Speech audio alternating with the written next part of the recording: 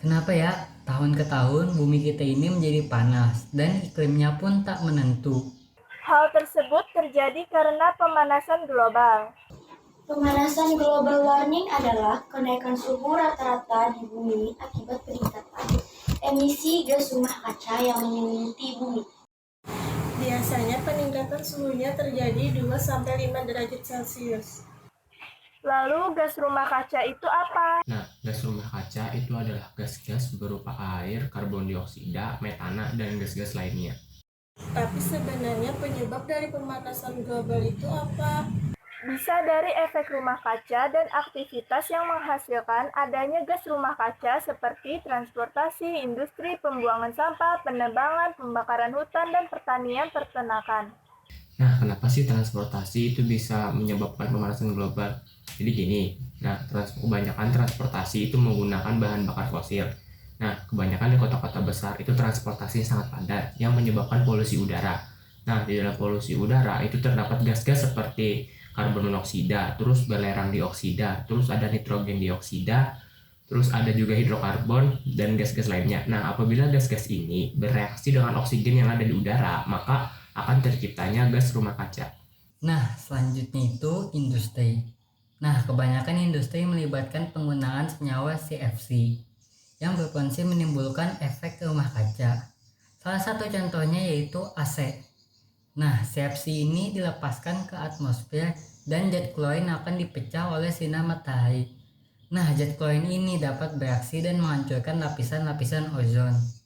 Nah, lapisan ozon itu sangat penting untuk manusia dan juga melindungi bumi dari radiasi ultraviolet yang dipancarkan dari matahari dapat menyebabkan kanker kulit.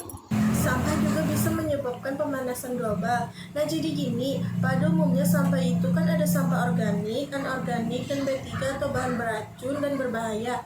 Nah, apabila sampah tidak dikelola dengan benar, maka sampah tersebut akan terurai menjadi gas metana atau CH4 yang merupakan gas rumah kaca yang menyebabkan pemanasan global. Misalnya juga nih, banyak sekali terjadi penebangan hutan secara liar dan juga banyak terjadi pembakaran hutan. Maka gas karbon dioksida yang ada di udara tidak dapat diserap oleh tanaman. Misalnya aja pohon yang ada di hutan. Gas karbon dioksida itu juga merupakan salah satu gas rumah kaca. Kalau pada pertanian dan peternakan, pasti terdapat gas metana dan karbon. Gas ini berasal dari pembusukan oleh bakteri neuron dalam tanah yang mengakibatkan lepasnya gas metana. Selain itu, juga di pertanian sering menggunakan pupuk yang mengandung nitrogen. Nah, dalam pupuk tersebut terdapat juga metana. Nah, untuk mengatasi permasalahan ini, di dunia luar sana juga banyak sekali terjadi kesepakatan. Misalnya nih, ada IPCC atau Intergovernment Panel on Climate Change atau Dewan Iklim PBB. Nah, Dewan Iklim PBB ini memiliki tugas untuk menganalisis perubahan iklim dan bagaimana cara menanggulanginya.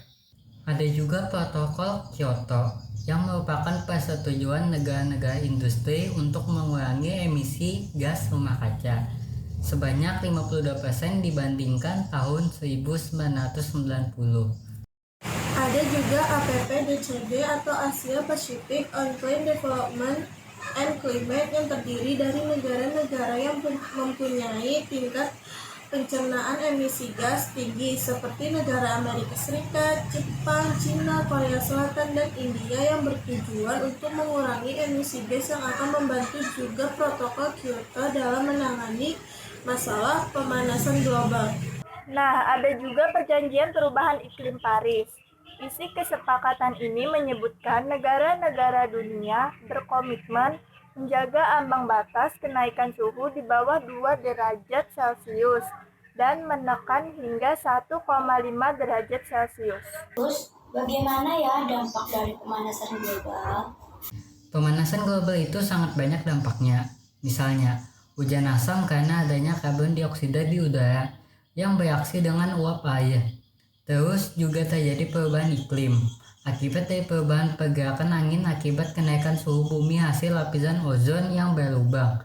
Akibatnya, pertanian menjadi terganggu karena perubahan iklim yang tidak menentu. Terus juga es di kutub utara itu menjadi cair. Nah, akibatnya banyak sekali daratan yang tenggelam akibat dari naiknya volume air laut. Selain itu, banyak juga penyakit-penyakit yang mengintai kesehatan masyarakat. Misalnya ada kanker kulit, terus ada demam berdarah, malaria, diare, dan penyakit-penyakit lainnya.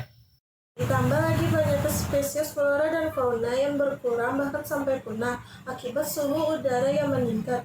Banyak sekali dampak negatif dari pemanasan global. Maka dari itu, kita juga harus melakukan pencegahan, misalnya melakukan penghematan energi dan mematikan lampu ketika tidak digunakan, menggunakan transportasi umum. Kita juga bisa melakukan penanggulangan dengan mengganti energi fosil dengan energi yang terbarukan. Misalnya energi air, energi matahari, dan energi panas bumi. Terus melakukan pengelolaan sampah secara tepat. Kita juga harus menjaga hutan kita dan tidak asal menebang pohon dan meminimalkan penggunaan CFC. Dan juga kita harus memperbaiki kualitas kendaraan untuk tidak mencemari lingkungan dan hemat bahan bakar. Oh ya, terus di tengah pandemi COVID-19 ini, apakah memiliki dampak ke pemanasan global? Tentu ada dong hubungan antara COVID-19 dengan pemanasan global. Jadi gini, transportasi kan merupakan salah satu penyebab dari pemanasan global. Nah, di tengah pandemi COVID-19 ini, banyak sekali negara yang pemerintahnya memerintahkan masyarakatnya untuk berdiam diri di rumah. Nah, ini merupakan salah satu langkah kecil untuk menghambat pemanasan global. Kenapa? Dengan banyaknya orang yang berdiam diri di rumah, maka polusi udara akan menurun dan kualitas udara akan membaik.